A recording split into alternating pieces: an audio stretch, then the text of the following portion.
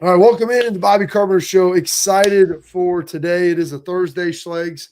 You're excited. No Buddy the Elf. He has left the building, I guess. He is no longer He's here going to with be you. flying to Texas, man. He's going to be flying to Texas for Christmas, When are you leaving to go to Texas?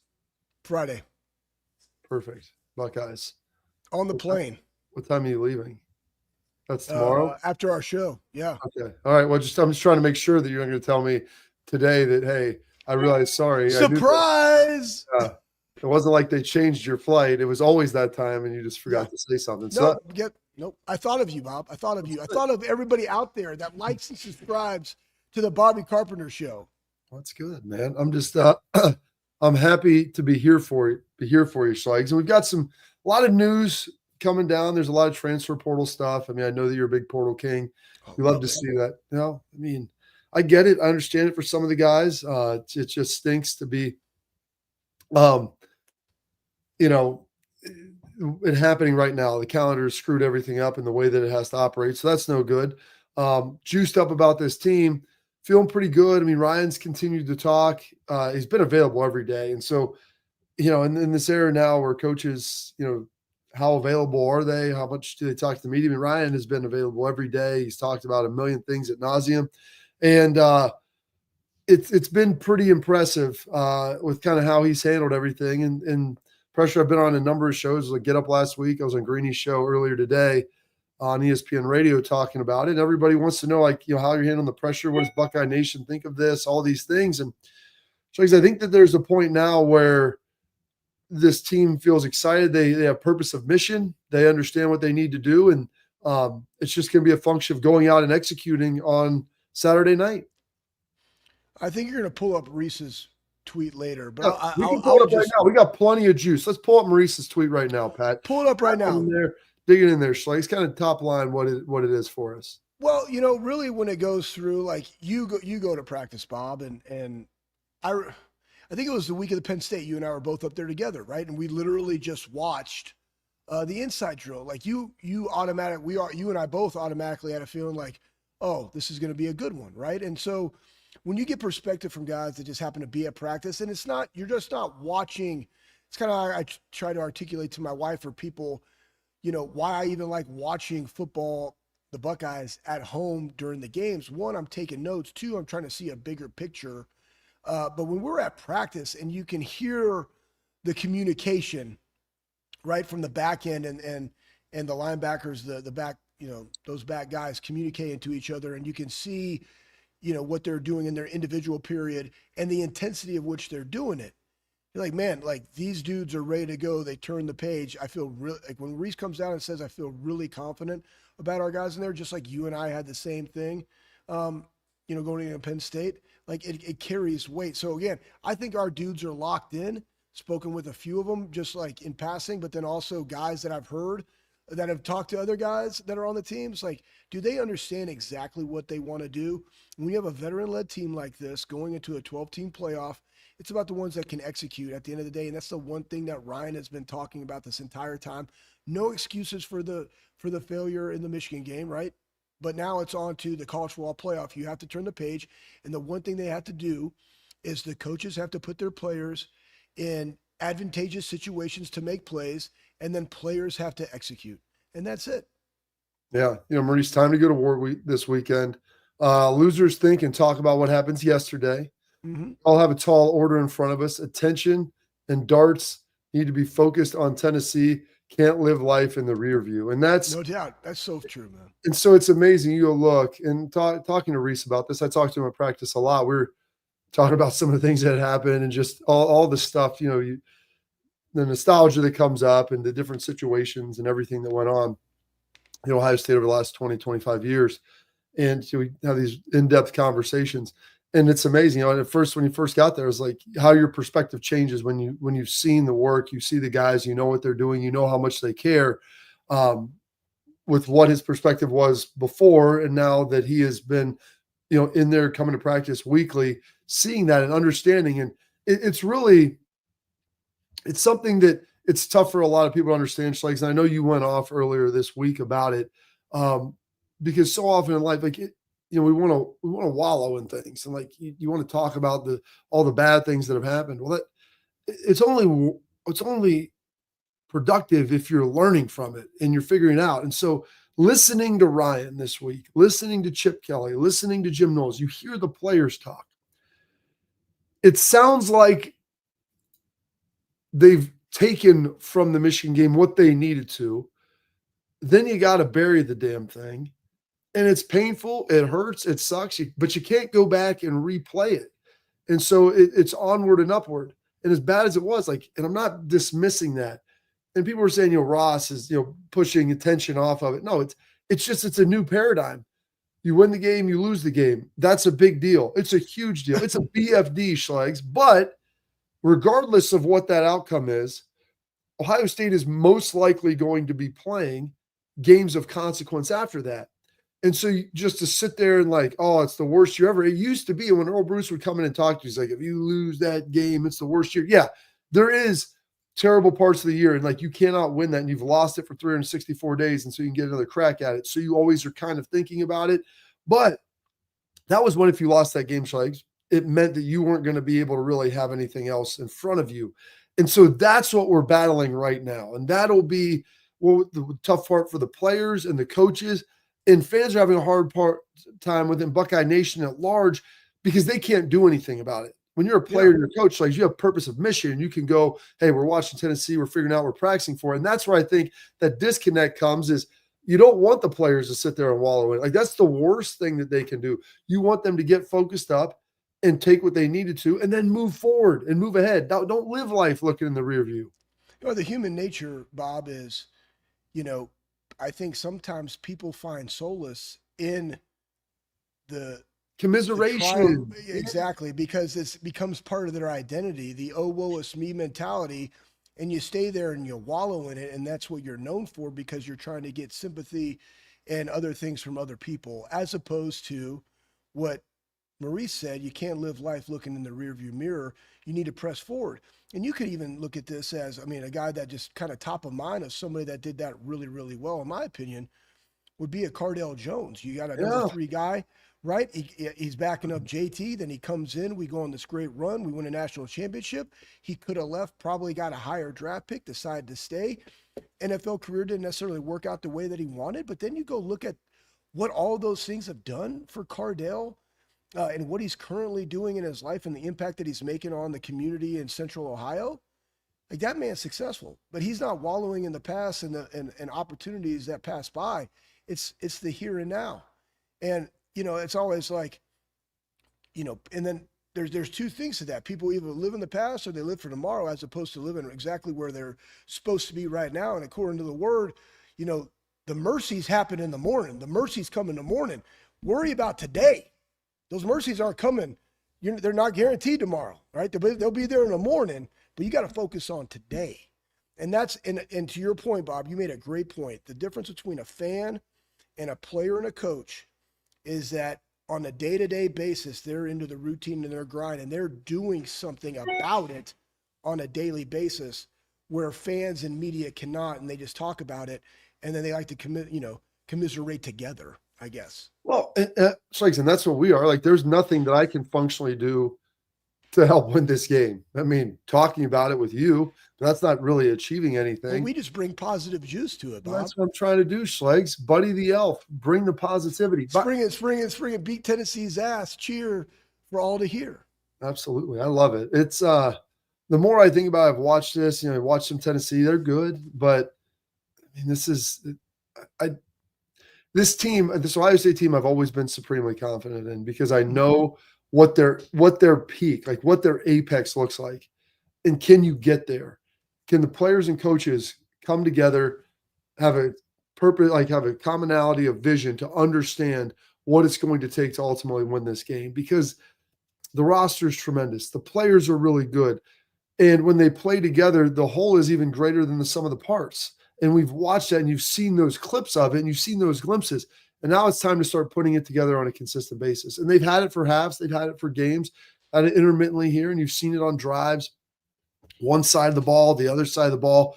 But having to mesh that together is what's ultimately going to happen now. And it's not to say there's not going to be setbacks, but I always feel good about this team because I know what their ceiling can be. And when you have a ceiling, that it's is high or higher than anyone else's, why would you ever be worried going into a game? Like, just know that, hey, we're prepared, go there and like, let's get the ladder out and let's go reach that apex and try to get it done. So that's exciting for me. Yeah. Before we get going in this, Schlegs, like, it's Thursday now before the game. It's the last day of practice. Yep. You're flying out tomorrow. Have you gotten, I asked AJ this yesterday, but I didn't talk to Buddy the Elf about it because I didn't know if Buddy the Elf, like, if he's the one that got the presents, if he made the presents, what that all happened. Where are we at? Do you have all your Christmas shopping done? I mean, first off, we've already done family Christmas, Bob. And that's what happens when you live in 2 states and celebrate Christmas probably in 3, even though I'm in 2, because family's living in Florida. We always celebrate Christmas in Texas. I'm in Columbus, Ohio right now. I fly to Texas. My family flies to Texas. We meet up and we celebrate Christmas with her family and then my dad, of which I'm going to take my dad to Highland Park State Championship game to spend some time with him. But my presents have already been done for a long period of time because we had to celebrate Christmas 2 weeks early. That guy right there, Rigger Raj. Yeah. Was that what was in that letter? No, I don't know what you're talking about, Schlegs. Listen, okay. I procured this through means. By the way, you look a hell of a lot like Sam in that picture too. I know. Wild. Yeah, it's crazy. No, it was. Your dad looks the same too, by the way. He does. He looks the exact same. We age like we age well. We age better. Christmas is one of those things where it's like, as a parent, kids come to you and they're like, "Hey, I want this, this, and this," and I'm like, "No, I'm not moving that." Because we're probably moving back in June. It's like, oh, I'm not moving that, or man, this is really going to take up a lot of space, or that's way out of budget, or whatever. And then your kids are all different. Like, I go shopping for Faith, and it's like, I know what she likes, because I'll take her shopping. Yeah, I'm like, get some protein, get some weights. Well, we went in like sports bra. Like there's a couple of stores that she likes to go into. I'm like, hey, Stephanie, Faith would wear that. Now this is where I get in trouble, right? Like, Faith will wear that sports bra when she trained, like when we're training and stuff. And then I'm looking at the girl. Now I'm trying to assess size. And like, there's this little girl in there. You're a creep. This is the best. No. I know my daughter's size, right? My wife knows cup size. I'm like, what? I don't know that, right? So I'm just looking at her. And I'm just like, man, what are you? Are you an extra small? I'm like, oh, she's got to be a small then, because she has a significantly bigger back spread than you do, if that matters. But I guess they like to wear them super tight. So I was off on that. And when I articulated why I went with a small, I think I went with a medium instead of the small, she was offended. Just like I was like, man, yeah. She was, because I was like, why'd you get a medium? I was like, because your back is bigger, and again, articulating to women that their thighs are big is a negative. I'm like, those are great thighs. I wish I had thighs like that, especially calves. I wish my calves looked like yours, Can't say those kind of things. And so I learned now I'm just going to always go smaller. And then I'm just going to err on the side of small. Yeah, going small. That's a pro tip for any dude out there shopping for probably not their daughter as much, but usually a girlfriend, a wife, maybe. Always going smaller is better, because in their mind, like, you thought I was this big. No, like, and if it's bigger, it's awful. It's like, oh, it's a little snug. Okay, I'm sorry. It's I thought that's what you were. I mean, you look so great all the time. So kids are so cool that they're so different. Cause like Hunter, he didn't give us anything that he wanted. He just kind of wants to go to fights and maybe some money so he can bet online or go to Best Bets. But we bought him like Crocs because he's going to Findlay. We bought him Crocs with the fuzzy lining. He was he was so fired up about that. And then my wife, I went up to Worthington Jewelers with my guy, Bob Capacci. She doesn't wear a lot of jewelry, but she's always you told me that you gave her a pearl necklace last week. Those are, I mean, why wouldn't you? I did not say that to you, Bob, at all. I think you did. I got her, no, I did not, but I got her a ring. It's like a 3-ring thing woven together for the kids, type deal. Yeah. So anyways, shopping is over. Buddy the Elf has done his due diligence. He's good for another year. Does she know? Oh, I guess you already gave it to her. Okay. So that's. No, I didn't give that to her. She don't know. You sure she's not watching the show right now? No, she ain't watching. She better not be. She's working. I'm like, Exactly. girl, exactly, because that's when it goes into, well, why aren't you working? Like I thought you had a job. Well, my job is remote. Well, what does that even mean? You know? Hey, man. No, she better be working. That's good. All right. Well, listen, great stuff right there. We got a ton more Buckeye stuff coming up. Please, if you're watching, like, subscribe, follow us on YouTube. If you're watching on FanDuel TV, that's great. Also on X, get out there, check it out. It's phenomenal. And throw your comments in. We got a great comment from a week ago yesterday that we're going to break down probably tomorrow because it's like 5-6 really good questions. It'll be the whole tailgate talk. We'll get some more of your questions today. And we've got Ben Stevens coming up for you today in the final segment. So he will blow Schlegels' mind as he always does. But before we get out of here, I want to tell you, parents and athletes, makes a great Christmas gift. Protect what matters most with X-Sport mouth guards trusted by professional athletes and designed by NHL team dentists. X-Sport mouth guards are scientifically tested to absorb those high-impact hits, protecting both your teeth and your brain. X-Sport mouth guards feature 3 layers of advanced protection, including patented use of carbon fiber, custom fit to your unique smile with 3D printed technology for that snug fit, meaning more protection, better performance, max comfort, clear communication so you can focus on your game, not on your gear. Don't take chances with your safety. Visit exportguards.com/Bobby today to save 15%. Export, protect what matters most. More of the Bobby Carpenter Show coming up next.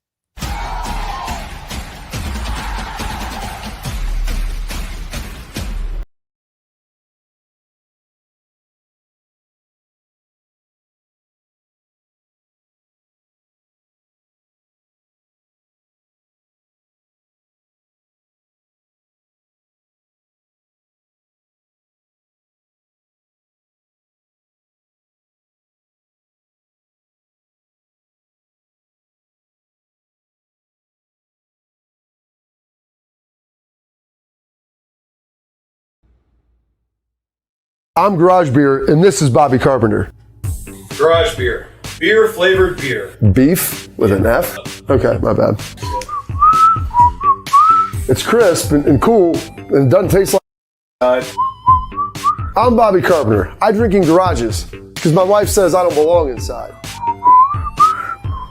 If you like a cold breeze on your bag, drink Garage Beer. It's American, and so can you. Garage Beer. Beer flavored beer.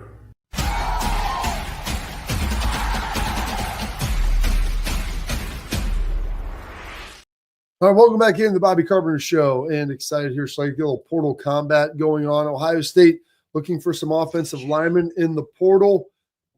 Missed out on some. You got some others out there still. Looking like they'll probably take 2 or 3 offensive tackles. You know, the interior of the offensive line, they got a lot coming back next year. Losing Fryer, and then also, obviously, Josh Simmons already declaring for the NFL draft. Donovan Jackson will be gone, who's filling in a tackle right now, but trying to get a little more depth and maybe have some guys play immediately while they develop some of the younger guys that they've been recruiting. It takes a while. It takes years to develop offensive linemen. But there was some good news, as we can throw this up, Pat, about Ohio State landing Phillip Daniels from the University of Minnesota. And this is what you like to see. There's a Buckeye connection there. He's a redshirt freshman. Ended up starting the last, I think, 4 or 6 games for Minnesota. But like I said, he's a redshirt freshman.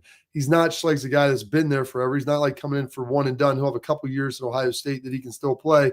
He's the cousin of former Buckeye Paris Johnson Jr.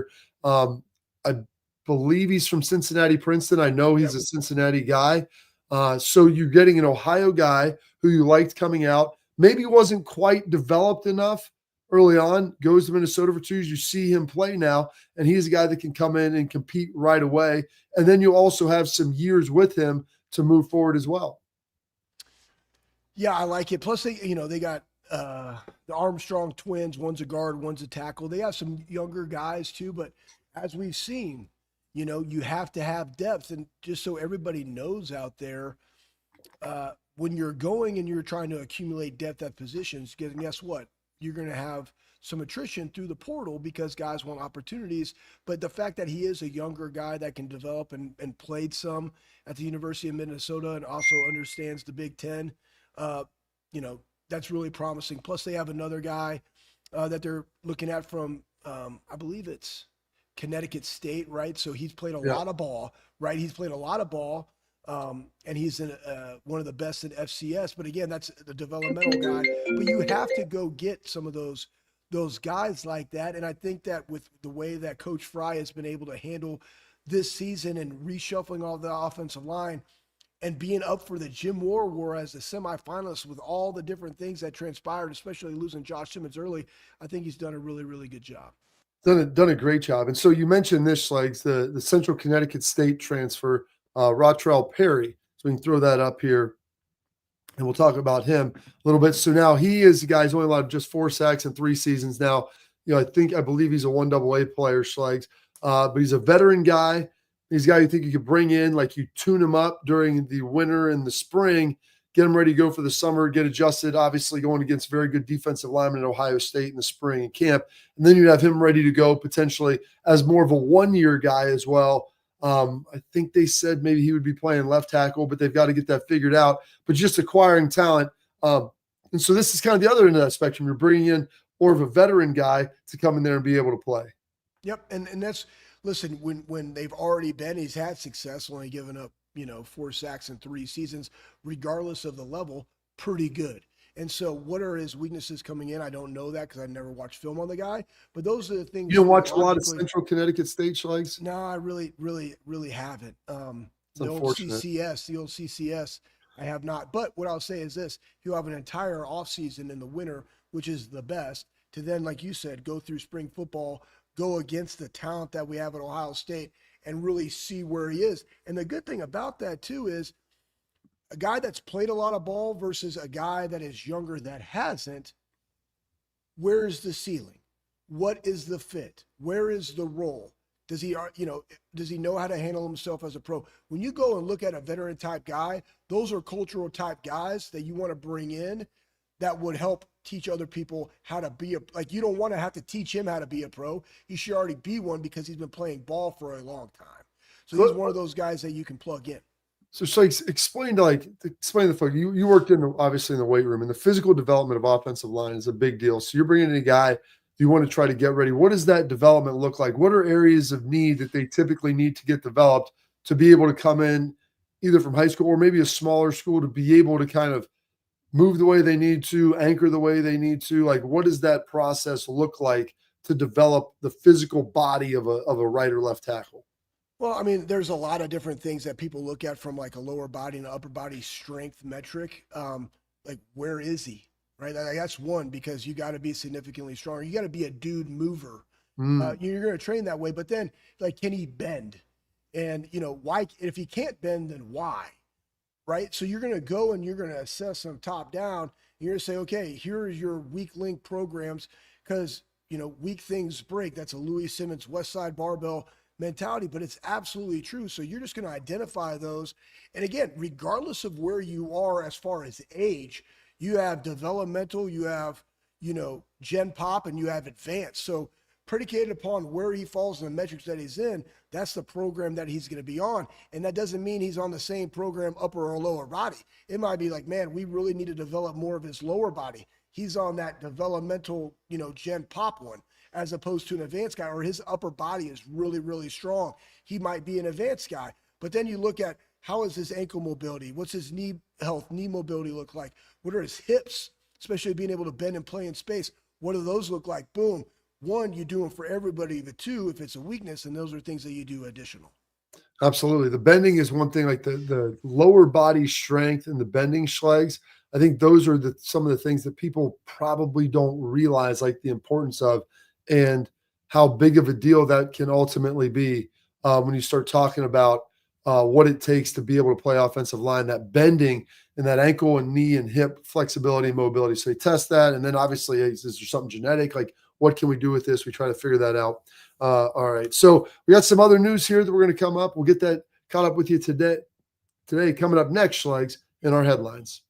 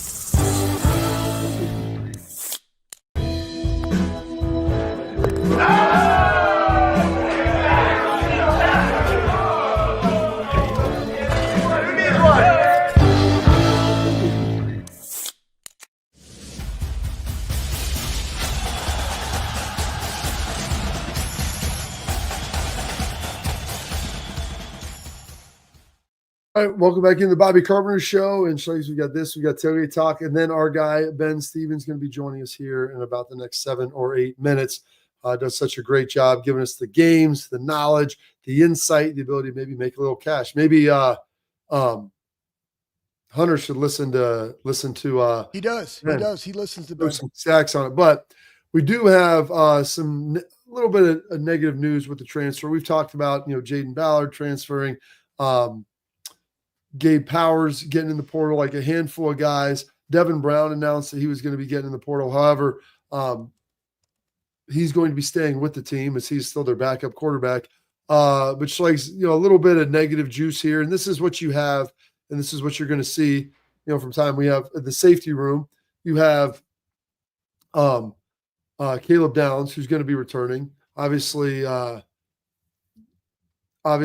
guy Lathan Ransom is going to be leaving. You have Lorenzo Styles, who's going to be coming back, who plays a little bit of that hybrid right there on the outside. Jordan Hancock's going to be leaving. And then you got some of the younger guys. You got Malik Hartford, who has looked pretty good at times, played some as a freshman. McLean played pretty well and did a good job. And so because of that, you start looking around and tough news, Jaden Bonsu entered the transfer portal. The 6'2", 205-pound safety who have 3 years remaining to be able to play. And you hate to lose a guy like that. He was a 4-star recruit, pretty highly recruited guy, good dude.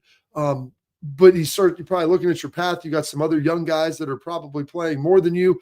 And then you have an All-American, unanimous All-American who's going to be entrenched in one of those positions. That's exactly what transpired, Bob. So you have some 2 younger guys, and it's just, we saw Jalen even come into some of those games over Bonsu, and that was kind of probably for him. Played well. And exactly, and played well. And when guys, again, you have to seize your opportunity, competitive excellence, and that just doesn't happen in the game. It happens in what do you do at practice. Are you reliable? And all those things go into it. And then when I have a younger guy that goes in, maybe we're splitting time, and he just outplays me in that one opportunity. I got to be ready for that opportunity. And so he probably sees the fact that they got younger guys on, and I could potentially go somewhere else. And guess what? I'll tell you this, though, man, he's been getting developed. Don't necessarily know if he's 6'2", but I think he'll be able to find a home here very, very quickly. Absolutely. I think he'll be good and be able to figure it out and find something. All right, that's all we got for our headlines today. We got Tailgate Talk, Schleggs. We got some other stuff. We want time tomorrow. We've got a big show planned for you on Friday as well. But we want to make sure we get to Ben Stevens on time. We got Tailgate Talk. Answer your questions coming up next, brought to you by Real Truck.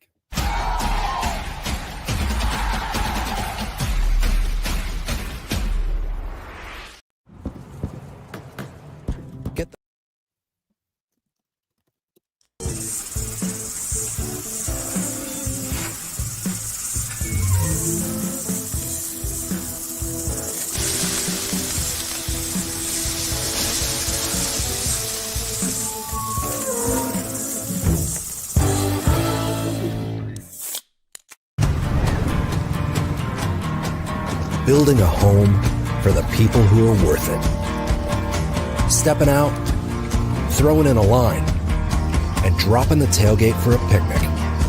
And finding far-off campsites with the people you're closest to. Upgrade your truck, Jeep, or Bronco with over 1 million parts and accessories. And bring your truck to life. Real Truck.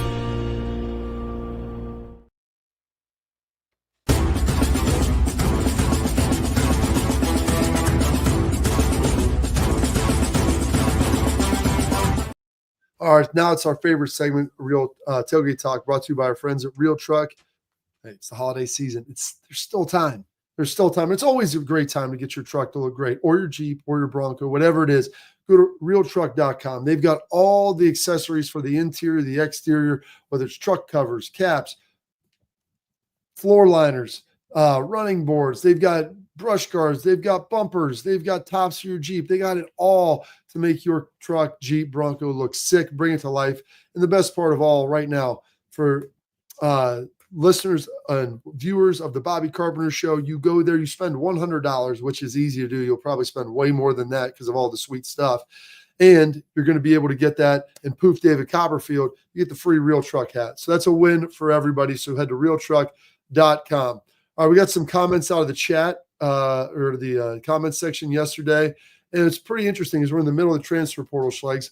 One of the ones that came through from Joe Brown _forever. It's pretty interesting here. It says the amount of chaos in the transfer portal is undeniable in college football. However, which carries more value going forward in this era?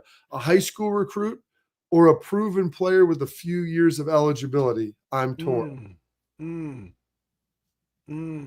Depends. Depends on the high school kid and his ability. Like Devin Sanchez, like, dude, you know?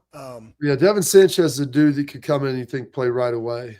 Right. And that's the thing, right? Like Jeremiah Smith, like, dude, right? Even a Cardinal Tate when he came in as a freshman. But like, here's the thing. When you're going, they're actually completely different because you have to think in terms of roster. Where do you lack the depth? You might have to go get more high school kids. And again, that might be the makeup. Because how many kids do we get at that particular position? How many kids do we already have the roster that are potentially young? Who are we losing from that roster? And then we have to create that balance of veteran and young. Because there's live bullets that somebody has gotten, but there's also a reason why they started where they started. So you can't negate the fact, but then if they exceeded expectations and now they have an opportunity of potentially coming to Ohio State, AKA me, I started at the Air Force Academy, then what does that look like? How does that fit within the room? Hey, we're going to bring Anthony Schlegel in to help mentor a young Bobby and AJ because of all the ball that he's played. Next thing you know, poof, David Copperfield, I'm sitting in a meeting with Mark D'Antonio and Jim Tressel. But I regress. That's how you have to manage this. So it's not just we're going to go all freshman development. It's not going to be we're just going to be heavily on the portal and guys that have played. There has to be a mix because if you look at this team this year, most of the money that was spent was on roster of current guys that were on the roster from start to finish. They filled the different voids that they had on that roster through the portal, and I might add, great portal additions that match the culture. And that's really the sweet spot, guys. You love that sweet spot, Schlegs, and it's tough. And certain positions are going to be, I guess, like offensive line because it takes more time, like you said, Schlegs, to develop those guys. So sometimes bringing in a veteran piece is easier there. Like receivers, Heartline has proven you can get those guys up and running in a year, maybe by their second year for sure, with what you're able to do. So a lot of stuff there. Bob, and it also goes into your money that you're allocating for certain things now, right? Because if I have a young freshman that's coming in, let's say an offensive lineman that's unproven, I don't know what he is, versus a guy that has already proven and I know where he can be with a little bit of tweaks here and there, I would rather spend, the $750,000 on that versus $1 million on the top prospect that I still don't know what I'm going to get, right? It's all kind of different. Well, they're probably not going to play right away either. So for offensive linemen, you're paying for production, which the problem with the portal is the next year, Schlegs, they may not like it. You sunk however many dollars, and that guy, hey, I'm not happy here. I can go leave. And so that's the balance of how you're trying to figure that out. An offensive line is very curious when you're talking about that because it's tough because there's that development piece. A guy who needs no development, though, Ben Stevens, going to make you a smarter and maybe wealthier fan if you follow his advice. He's coming up next on the Bobby Carpenter Show.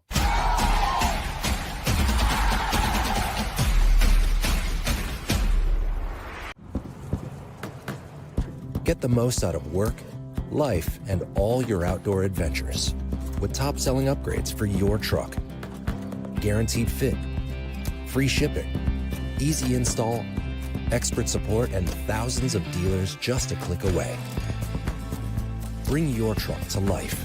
Real Truck.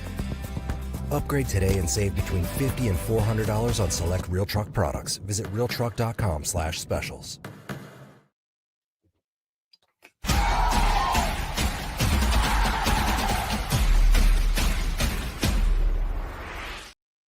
All right, we got our guy, Ben Stevens, who's one of the best. He's on Sports Grid Radio. You can give him a follow on X at Ben Scott Stevens. He's got all kinds of nuggets out there for you and does such a great job.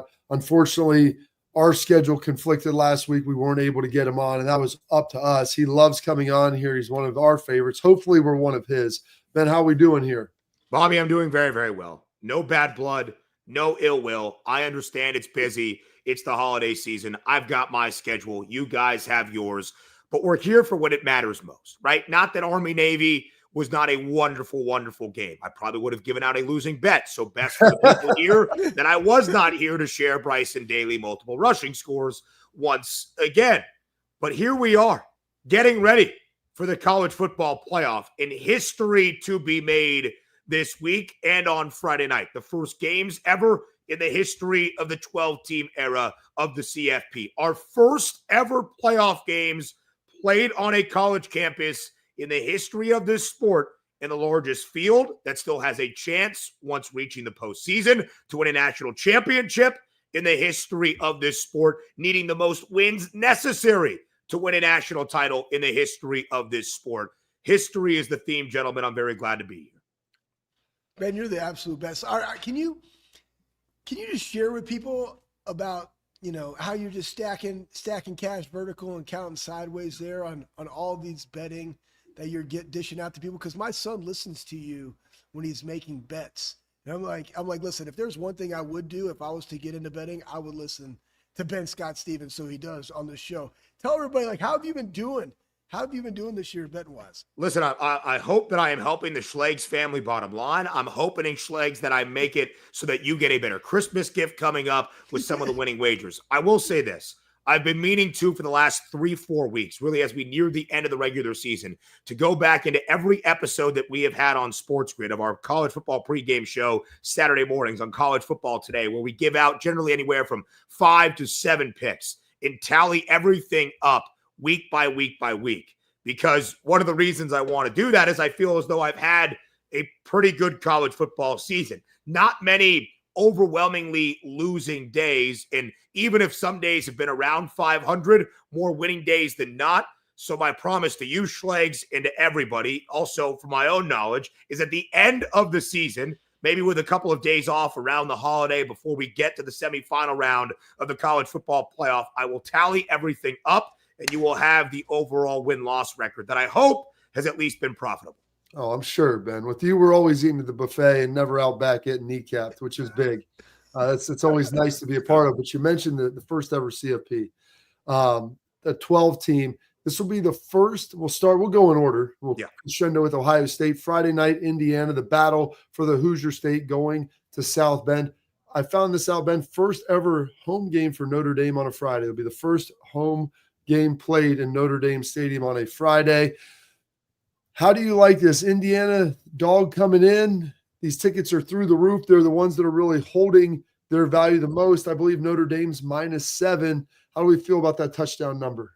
Yeah, Bobby. So when this line came out, Selection Sunday, when we got the full bracket from the college football playoff, I bet Indiana early, +7.5, expecting maybe at some point to get to that flat 7, maybe under that touchdown number that is key, maybe 6.5. It really has stayed rather steady. Same with the total that stands at 51 and a hook. Here is one of the reasons that I believe the Hoosiers can keep this game within margin. Notre Dame is a prolific offense. Notre Dame against non-MAC opponents this year has been downright dominant. Notre Dame is averaging more than 43 points per game in their 10 contests against non-MAC foes. But Notre Dame starts most of their offense on the ground with Riley Leonard, with Jeremiah Love, with Jadarian Price. What is Indiana best at?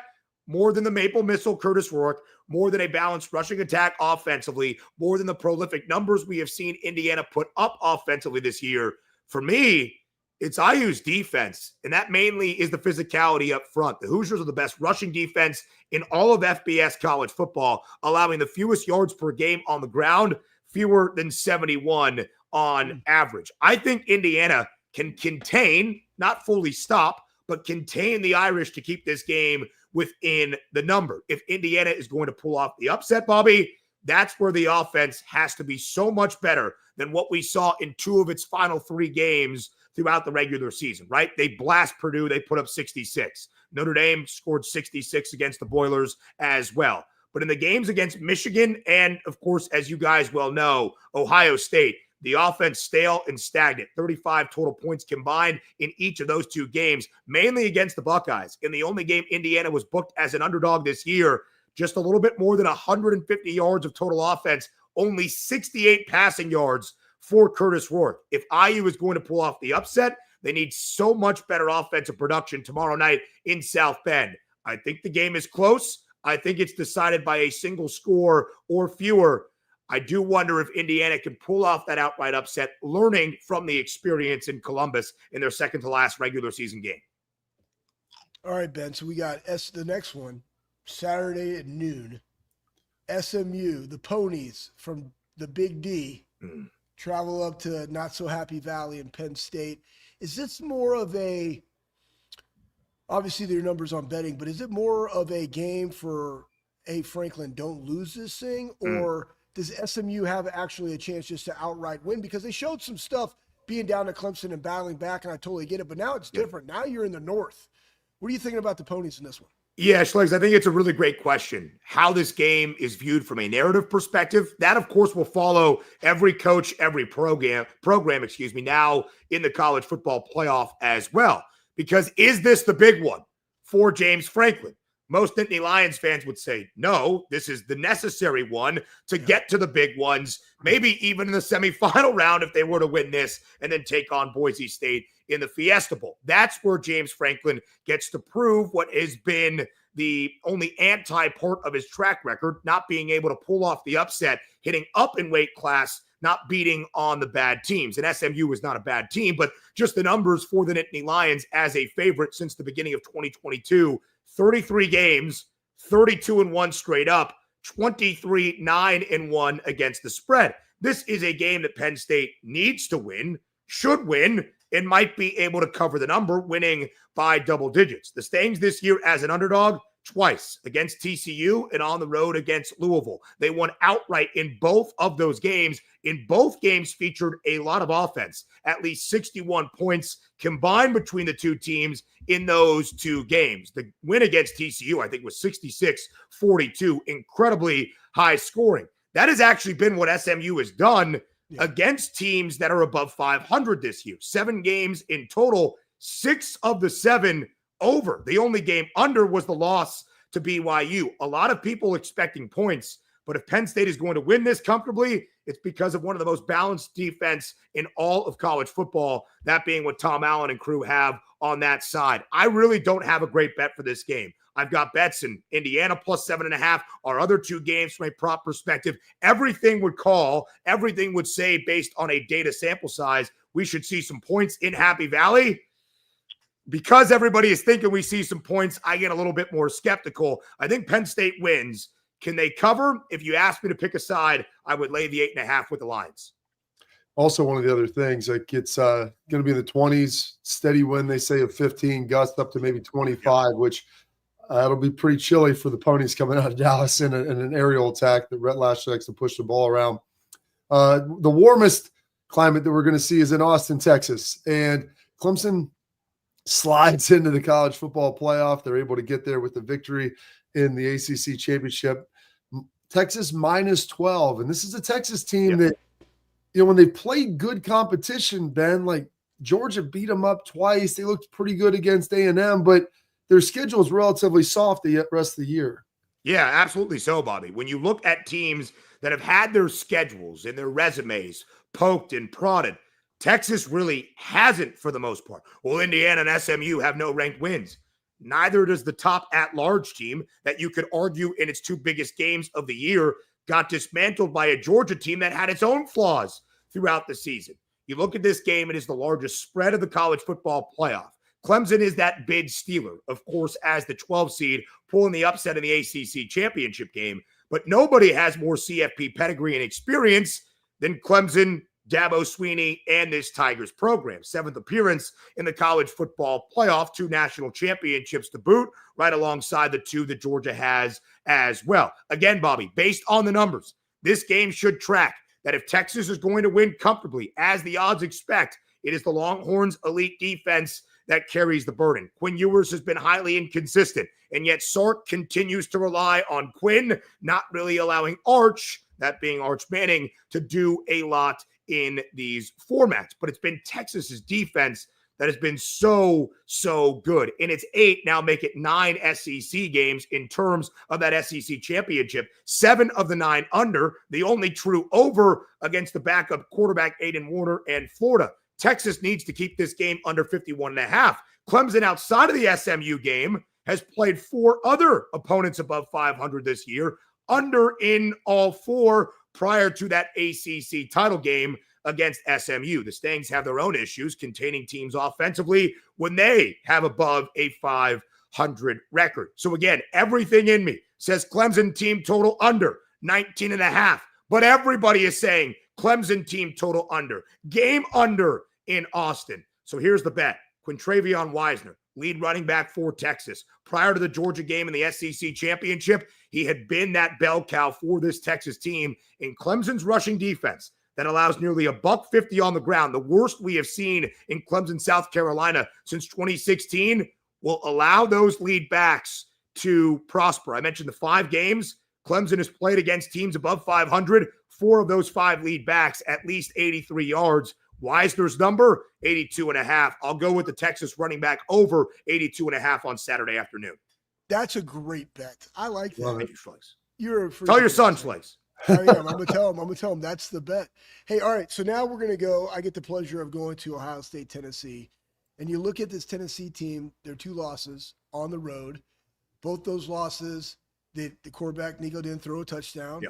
Right. But again, the theme that you've been talking about here is defenses. Yeah. Who you putting your money on this one? Schlegs, again, it's the same kind of theme, right? It's so fascinating once you reach this stage from a betting perspective. You have the stats, you have the odds, you have the trends, you have everything. 12, 13 games of data, 12, 13 games of sample sizes against like competition. And here we see a total plummeting down to 45.5, opened around 48 in a hook, because people are looking at 2 elite defenses in both Ohio State and Tennessee, 2 of the 5 best scoring defenses in the country, 2 of the 5 teams that allow fewer than 2 touchdowns per game on average. And they're saying to themselves, where do we find 50 points, 48 points, now even 46 points? And I would agree, but I'm not just going to blindly bet the under because of that notion. Here's where I would look in this game. 2 spots, both on Tennessee's running back, Dylan Sampson, top 10 in the country in terms of his rushing yardage this year. You guys know it well. Ohio State elite defensively, but at times has allowed some yardage on the ground. I think the Vols are going to focus on Dylan Sampson and allow him to kind of carry the burden for Nico Iamaleava, where he has struggled in those bigger spots this year. 92.5 is the rushing yards prop for Sampson. If it feels a little steep against still a really solid Buckeyes front, I understand.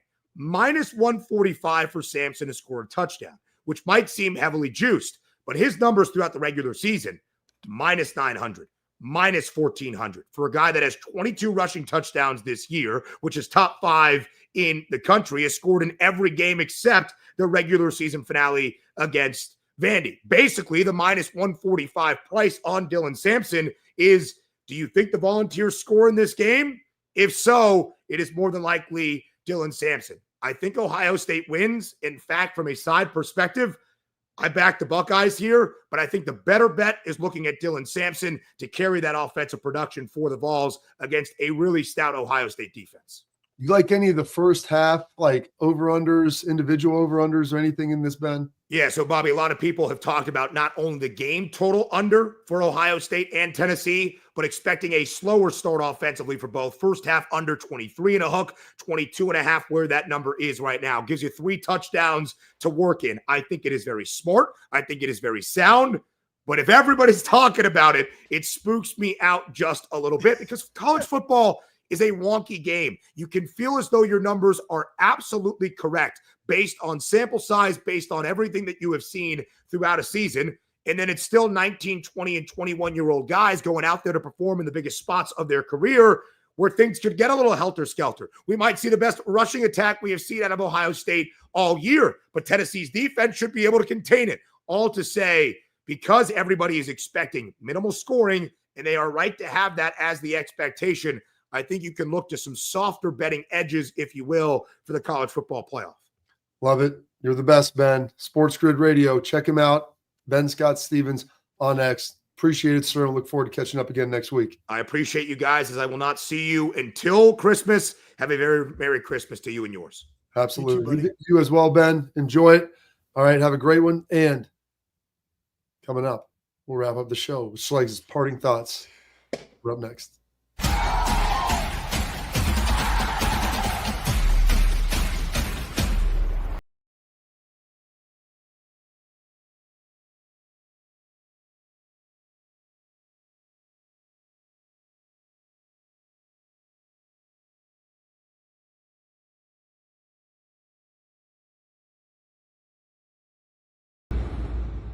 The Big Play Sports Network. Download the free app today to watch all of your favorite hosts on demand.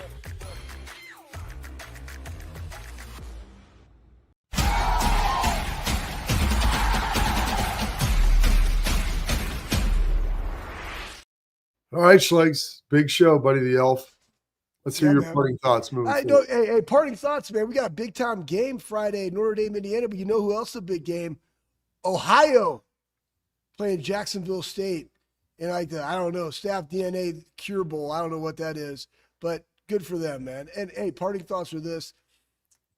It's going to be Friday tomorrow.